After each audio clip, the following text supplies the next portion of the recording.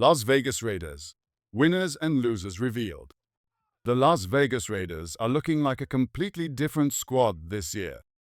A lot has changed, and today we're diving deep into it. We're breaking down which position groups are rising fast and which ones might be falling behind. Raiders fans, this update is just for you. But before we jump into the latest Raiders news, take a quick second. Subscribe to the channel, like this video, and hit the bell icon so you never miss any updates about your team. Alright, let's get into it. We start with position group winners, and landing at number 5, it's the strong safety unit. Last season, this area was shaky, but this year, it looks way more solid. The big reason is the addition of Jeremy Chinn. The Raiders signed him to a 2-year deal, and honestly, that move could turn out to be a steal. Chinn brings a physical style of play that reminds many of Cam Chancellor from the old Seahawks Legion of Boom days. He's smart, aggressive, and already fitting well into Patrick Graham's system. The Raiders have been using Chinn in a hybrid role, part linebacker, part safety, similar to how Robert Spillane plays. And he's clearly an upgrade over Marcus Epps and Isaiah Pola-Mao, who struggled in key moments last year. Don't forget about Lonnie Johnson and Trey Taylor either. They add solid depth to the position. It's not a massive leap, but it's definitely an improvement. That's why strong safety earns the number 5 spot. Now let's move to number 4 on the winners list, the tight end room. Here's why this group deserves attention. It starts with Michael Mayer. The young tight end out of Notre Dame showed flashes last season, but this year expectations are much higher. With more experience and chemistry in the offense, Mayer is primed for a breakout. Then there's Brock Bowers, the explosive rookie. Even if he doesn't put up eye-popping stats right away, his presence alone will stretch defenses and give the Raiders options they didn't have before. This duo could quietly become one of the most dangerous tight end tandems in the league. At number 4, we talked about the tight end room, and the excitement continues with the growth of Brock Bowers and Michael Mayer. Most tight ends make a big jump in their second year, and Mayer looks ready to prove that. While the third-string battle is still up in the air, the combination of Bowers in his rookie year and Mayer entering year 2 clearly strengthens the Raiders at this position. Players like Ishmael could still surprise in camp, but even with some uncertainty behind the top guys, this group feels stronger and deeper than before. That's why the tight end group rightfully holds the number 4 spot. Moving up to number 3, it's a group fans always get excited about, wide receivers. Yes, the Raiders had Davante Adams last year, but when you look at how this unit fits into the current offense, there's a strong case that the receiver room is actually better overall this year.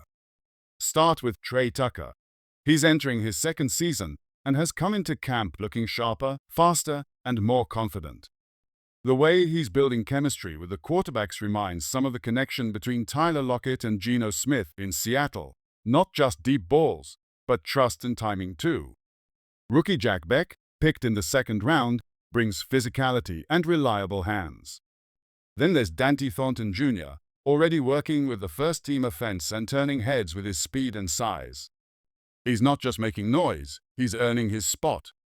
Tommy Mellott is still a work in progress, especially as a receiver, but his value on special teams could carve him a place on the roster. And here's a bold take. Jakobi Meyers, in this system, is a better overall fit than Davante Adams was under last year's offense. He's a strong possession receiver, he blocks with effort, and most importantly, he does the little things that win games. On this version of the Raiders, Meyers is the perfect piece. Now let's move to number 2, a position that always draws attention, quarterback. Here's the truth. This is the best quarterback situation the Raiders have had in years. Geno Smith joins the team, and right away, he changes everything. Compared to last year's options, Geno is a major upgrade. He's experienced, accurate, mobile, and calm under pressure. Some even rank him inside the top 10 quarterbacks in the league, and it's not a crazy take.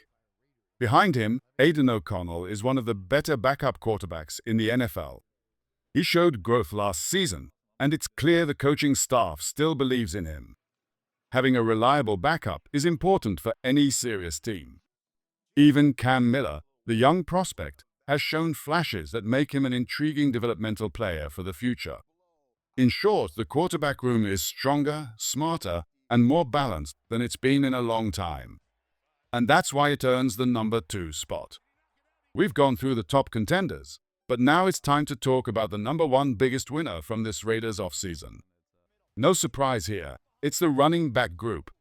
Last year, the Raiders had one of the worst rushing attacks in the entire NFL. They ranked dead last in yards per carry and total rushing yards. The ground game was lifeless, and it showed every week. But this offseason, total transformation. The Raiders used their #6 overall pick to grab a game-changer, Ashton Jeanty. Explosive, powerful, and smart, he's already being talked about as one of the top young backs in the league. Some scouts even believe he could become a top 5 running back in the NFL by the end of his rookie season. And Jeanty isn't alone. The front office also brought in Raheem Mostert, a speedy veteran who adds leadership and home run ability. He's played in big moments, and he brings experience this young backfield needs. Then there's Sincere McCormick, who's quietly turning heads in camp. He's shown burst, toughness, and a kind of fight that gets noticed by coaches. Compared to last season's backup group, Zamir White, Amir Abdullah, and Britton Brown, this is a serious upgrade. Yes, Alexander Mattison is no longer on the roster, but looking at the top 3 running backs now versus last year, it's not even close. The Raiders went from having the weakest RB room in the league to potentially one of the most dangerous and dynamic backfields in the NFL. That's why, without a doubt, the running back group is the number 1 offseason winner for the Las Vegas Raiders. At first glance, some might be surprised to see offensive guard here.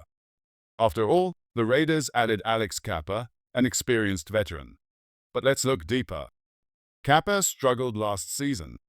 Despite starting nearly every game, he graded out as one of the worst performing guards in the NFL. That's not the kind of anchor you want inside your offensive line. Then there's Caleb Rogers, a 3rd-round draft pick. He has potential, sure, but he's still raw. Reports from camp suggest he's not quite ready to handle NFL-level interior pressure just yet. The biggest blow, however, was moving Jackson Powers-Johnson from left guard to center. While he may shine in that role, the move leaves a clear drop in talent at guard. Last year, the duo of Powers-Johnson and Dylan Parham held their own. This season, it's Parham, and a question mark.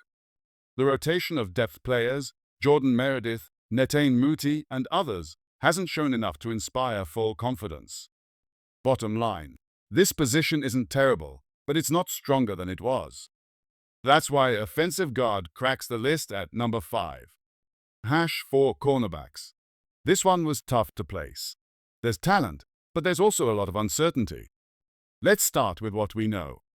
Jacorian Bennett and Eric Stokes are both promising. Darian Porter has also flashed potential. But potential doesn't win games. It has to show up on Sundays. The big loss? Nate Hobbs.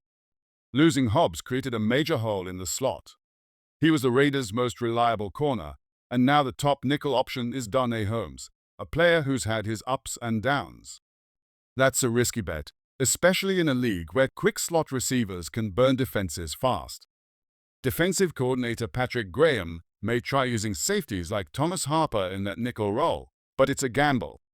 Talent-wise, last year's trio of Hobbs, Jack Jones, and Bennett compares closely to this year's Stokes, Porter, and Bennett. The difference is Hobbs' leadership, experience, and physicality. He brought a presence this unit now lacks. Because of that loss, the cornerback room feels thinner and more unpredictable. That lands it at number 4. #3 linebacker. Now we move to a group that's not just thinner, it's lost its heart. The Raiders said goodbye to a defensive captain, a leader on and off the field. That player wore the green dot, made the calls, and set the tone. And now he's gone. Stepping into that void is Robert Spillane, who now carries huge responsibility. He's a tough, smart player, but the pressure on him will be intense. There is some hope in Jermaine Pratt, who brings speed and coverage ability. But this unit lost more than just production, it lost trust, command, and leadership. Without that emotional and strategic anchor, the linebacker core enters 2025 in a shaky position. They have the pieces, but right now, it's hard to say this group improved. Coming in at number 3 on the biggest losers list this offseason is the linebacker group. And it's not just because of talent changes, but because of what was lost emotionally and mentally on the field. The departure of Robert Spillane left a major gap, not just as a player, but as a leader. He wore the green dot. He was the communicator, the tone setter. And most importantly, he earned the respect of every player in that locker room. Replacing that is no small task. Now, let's talk about the new mix. Jermaine Pratt is a solid linebacker, strong in coverage and quick to read plays. Elandon Roberts is a run-stopping force with playoff experience. But in terms of fitting into Patrick Graham's system, the balance feels off. Graham relies on discipline, versatility, and mental processing. While Divine Deablo has elite athleticism, his instincts and decision-making in tight spaces haven't developed as hoped. He flashes brilliance, then disappears in key moments. If we're ranking these 4 based on current impact, it might go Spillane, yes, still, Jermaine Pratt, Elandon Roberts, Divine Deablo. That's not a slight on Diablo, it's just a reflection of where he stands in terms of consistency. The overall depth of the linebacker room is about the same as last year. But without Spillane's presence and leadership, the chemistry and communication have taken a hit. The group may still figure it out, but as of now, the uncertainty places them firmly in the loser column this offseason. Now let's talk about 2 position groups that could become serious concerns for the Raiders this season. Starting at number 2, and it might surprise some fans, it's a defensive tackle unit. Yes, the team made a huge move by signing Christian Wilkins, one of the most disruptive interior linemen in the league. But here's the issue. Wilkins hasn't been fully healthy, and there are already whispers that another surgery could be in his near future. Even if he plays, he may only be at 70 to 80% strength, and that's not the version the Raiders paid for. A healthy Wilkins is elite, but if he's limited, this unit quickly becomes shallow. Beyond Wilkins, the only other notable addition was Leki Fotu. While Fotu had size, he hasn't shown enough dominance to calm concerns about depth. Bringing back Adam Butler was a smart move, and younger names like J.J. Pegues and Taki Hemingway offer long-term upside. But right now, they're not ready to take on major roles. Losing John Jenkins, even at 35, also stings. His experience and reliability were valuable. Without him, and without a fully healthy Wilkins, the interior defensive line suddenly feels exposed, especially against the run. Now let's get to the number 1 biggest loser this offseason, free safety. This position was already a weak spot last season, and unfortunately, the Raiders didn't do nearly enough to fix it. They lost Trevon Moehrig, their most dependable safety in coverage. And while many agree that his new contract was too pricey to match, his absence leaves a major hole in the back end of the defense. Right now, the top options at free safety are Isaiah Pola-Mao and Thomas Harper. Pola-Mao has potential, but he's still inconsistent. Harper is gritty and showed flashes last year, but asking him to lead the safety group is a big ask. Simply put, this is the Raiders' weakest position group on the entire roster. The front office didn't make any moves in free agency or the draft to fix it. And while veterans like Justin Simmons or Julian Blackmon are still available on the market, the Raiders haven't made a move. With today's pass-heavy NFL, not having a strong, reliable free safety is a serious risk. Right now, this group lacks experience, star power, and proven depth. That's why free safety stands as the number 1 biggest loser for the Raiders going into the new season.